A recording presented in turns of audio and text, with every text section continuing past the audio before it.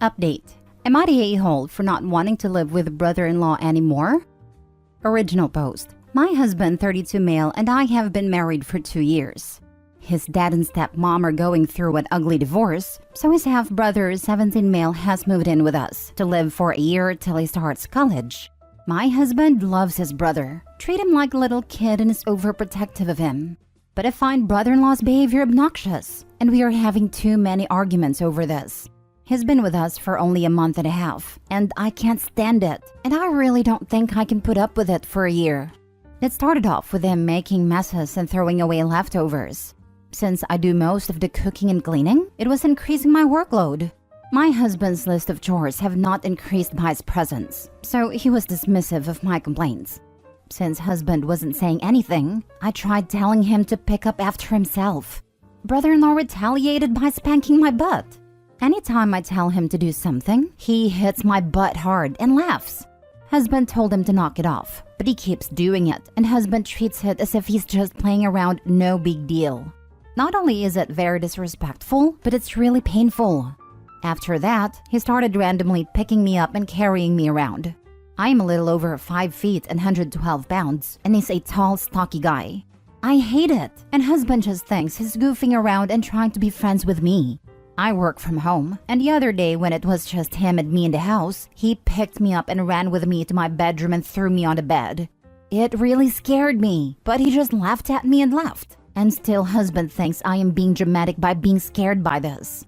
I feel like his behavior is escalating, but my husband tells me to act like the adult and not blow up over a kid's playfulness. I am anxious every day, and I am seriously thinking of moving out, though it'll be difficult to afford it. Am I the a-hole for telling my husband that I don't feel safe in our home? Now for the top comments before reading the updates. Not a-hole. It is completely inappropriate that a 17-year-old man is spanking his sister-in-law's butt and throwing you on the bed, and totally unacceptable that your husband isn't standing up for you and finds this behavior okay. Like I would threaten to leave over this. I told him I am considering moving out, and he just called me selfish. His brother has begun sexually assaulting you. Go ahead and be selfish. This behavior is escalating, and he is trying to figure out what he can get away with. It's very worrisome. Not a-hole. Put your foot down. No, you are still nearly newlyweds, and your marriage is important. Have another sterner talk to your husband about how it's impacting you. Ultimately, it's up to you. But if my husband dismissed my feelings and concerns for someone else who isn't his child, it would raise a red flag for me. 17 years old is not a kid in regards to behavior. This teen is pushing you and laughing that your husband is on his side more than yours. It comes across as juvenile dominance behavior. This 17-year-old is likely looking for control and power, given his life is in upheaval, and has stumbled upon the easiest way by making someone smaller and comfortable. It starts as bullying. It escalates to abusive behaviors. In this case, sexual harassment of his sister-in-law. OP, you need to leave. Go stay with your parents/siblings/friends for a while. In all likelihood, your brother-in-law will escalate this behavior because he's enjoying your escalating discomfort in line with, if I'm uncomfortable and unhappy, she should be too. This likely comes from his own pain and anger at his own lack of control over his life. But your brother-in-law needs therapy, and you're not his punching bag, or worse, his pet/toy, which is how you're being treated. Your husband is blind to this behavior, and frankly, sounds like the type to blame you if your brother-in-law escalated further and violates you. This is where this type of juvenile dominance behavior leads, when combined with sexual harassment. Your husband is not seeing that his baby brother is neither a baby nor acting like a brother to either you or your husband, and is overtly disrespecting both your marriage and human autonomy. Leave OP, and possibly reconsider this relationship without sincere apologies and couples therapy. Your husband has failed you. Now for the first update. Thank you so much for your comments and validating me. My husband had me confused and believing that I was overreacting. I am so relieved to hear from so many people that this is as dangerous and bad as I feel. I've packed a bag in my car and some important belongings and documents. I am 29 female for those who ask. I forgot to put that in my post. I called and talked to mother-in-law early in the morning. She's always been very nice to me, and at my wedding she told me she thinks of me as her daughter. My mom passed away when I was young, and I don't have any siblings, so that had moved me very much. I was nervous about talking to her because I didn't want to ruin that relationship, but she was so shocked when she heard the details. She said she'd talked to my husband and father-in-law, and this was an acceptable situation, and told me to come stay with her till it got resolved. Brother-in-law is out with his friends till tomorrow for 4th of July, so it gives me some time to have one more detailed discussion with my husband. I am also going to show him this Reddit post, and hopefully his mom's talk in these comments will be a wake-up call. Second update. I am very appreciative of everyone who commented on my last post and gave me encouragement. I won't be able to respond to all, but I appreciate it. I wasn't able to resolve this issue with my husband, and I have moved out. I am trying to come to terms with the fact that this is the end of my marriage. My mother-in-law was on my side and talked to my husband about the situation, but he got more annoyed with me because he saw this as me creating more drama between mother-in-law and father-in-law and causing old grievances to rise. I showed him the Reddit post I made and the comments, and he accused me of presenting things in a lurid manner to get people on my side. He didn't even read all the discussions, just got enraged and closed the tab. Mother-in-law also talked to father-in-law who came down on brother-in-law about his behavior. Father-in-law told brother-in-law to leave our house and move in with him. Brother-in-law refused, saying he wants to stay with my husband. My husband came up with a solution that brother-in-law was to stay in his room and I should stay in my bedroom, lock the door, and not get out till he got home from work. This angered me even more that I had packed the bag and my documents thinking of leaving anyway. Father-in-law talked to me and said that he doesn't like that we aren't getting along and brother-in-law will no longer stay with us. But the next day, brother-in-law came into the house with a group of his friends, and I simply grabbed my laptop and left. I am so grateful to the people who had suggested that I be packed and ready to go. So, I already had everything in my car and could leave with what I needed immediately. I'm staying with my mother-in-law now. She is flabbergasted by my husband, who's told her that he'll never ask a close family member to leave his house. It is clear that my husband doesn't even like me, much less care about me at all. He hasn't spoken to me since I left. I'm trying to figure out what I should do next. I obviously can't stay with mother-in-law for long, especially since I need to start the divorce process. I could move back in with my dad, but he lives in another state, and that'll make things hard. I don't have any savings, and I'm short on money. The majority of my paycheck goes into half of the mortgage and utilities in our house, and we have a combined joint account. I've been foolishly spending a lot on decorating the house instead of saving up, and I suppose all that is gone now. I need to figure out my money situation so I can support myself. Thanks for the update. I'm glad you didn't let this situation go on any longer, and that you had the courage to get out of the marriage when you realized you had a husband problem. You're young, and you have a new and better beginning ahead of you. I like your parents-in-law. How did they raise such happy sons? Mother-in-law has been amazing, but she didn't raise brother-in-law. That's father-in-law's son from a second marriage. And father-in-law? Well, I think it's good that he told brother-in-law to leave. But he was dismissive of the issue itself, acting like it was just a bit of a spat between us. You should see a divorce attorney ASAP. They can help you straighten out the financials. You've got to get out of paying that mortgage, first of all, and be reimbursed for your share of all the money that's been put into it. She's flabbergasted by my husband, who's told her that he'll never ask a close family member to leave his house. Dude, that's your freaking wife. What a naive, childish stance. Good riddance. Talk to your dad, friends, family, and broader social support network about how to financially prepare yourself for the divorce. There's no principled reason your husband should get to keep living in your shared property while you pay for something else. Best to split up assets and get on with the separation process.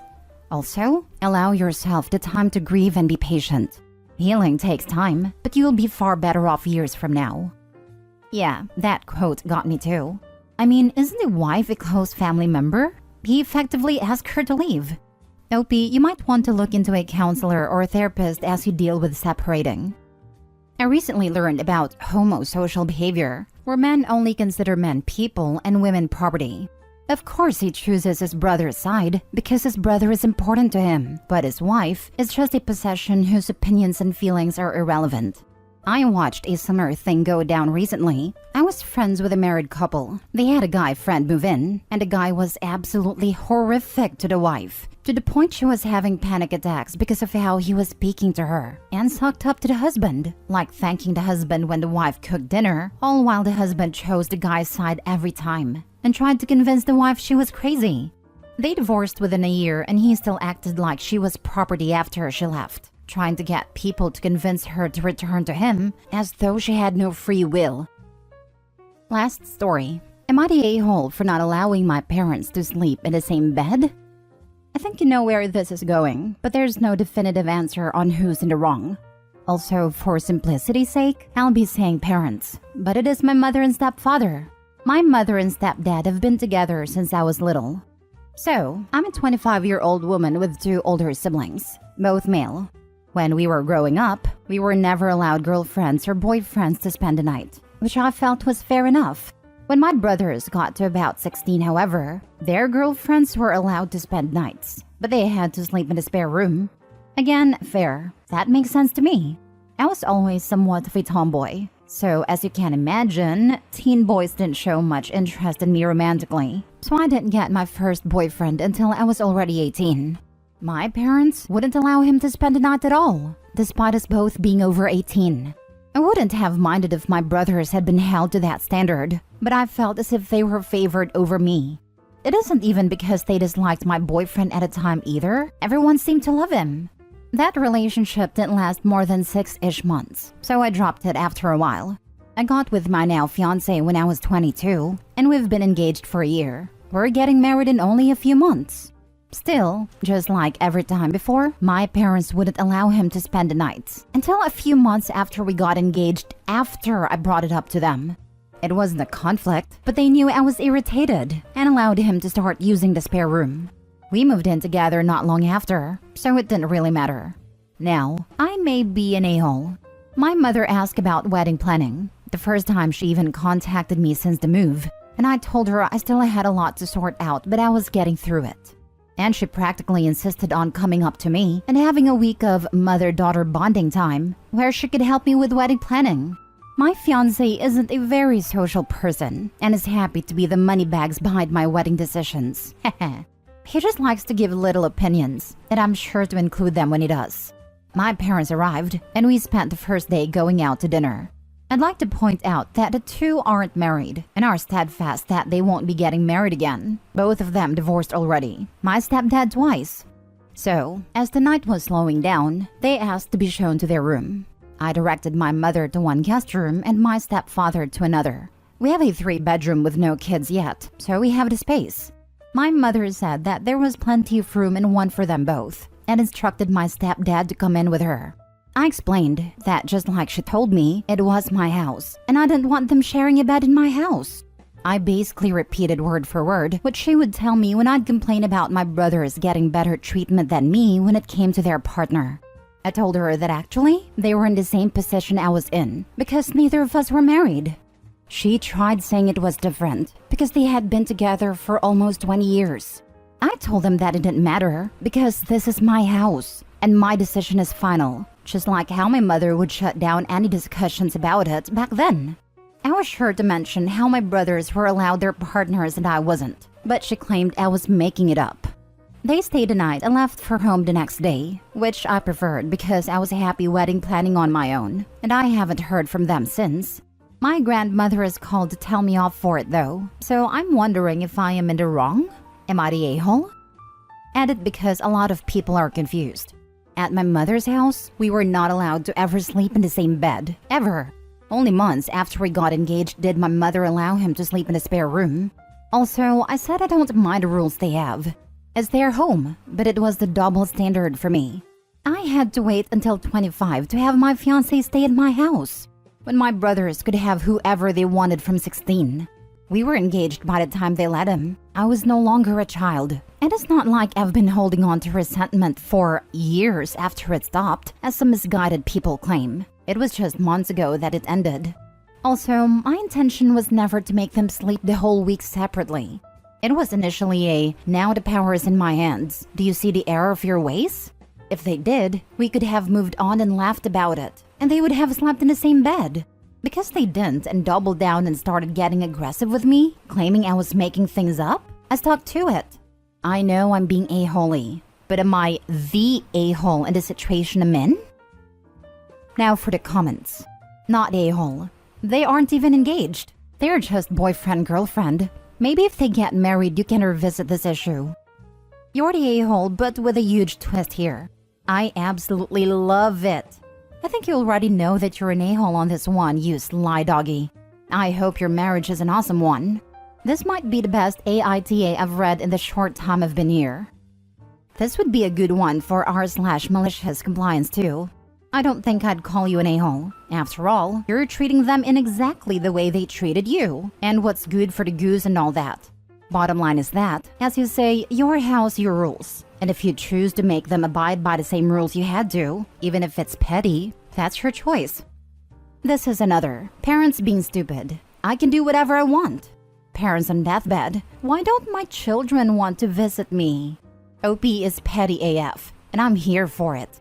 Definitely not a-hole. Are you petty AF? Yes, in the best way possible. Are you the a-hole? Nope. As far as I'm concerned, you're only going based off of the lessons you were taught as a child, and the rules of your home should be respected, as you were expected to when you stayed there. They should be proud that you're using the things they taught you, lol. Grandma's an a-hole though. Yes, the pettiness was glorious, and she deserves a medal. I too wish that I had a chance to tell my parents it's my house, my rules. Stick to your guns for every visit thereafter. Your mother is simply reaping the consequences of her own actions. And again, it's glorious that you waited so long to introduce them to her.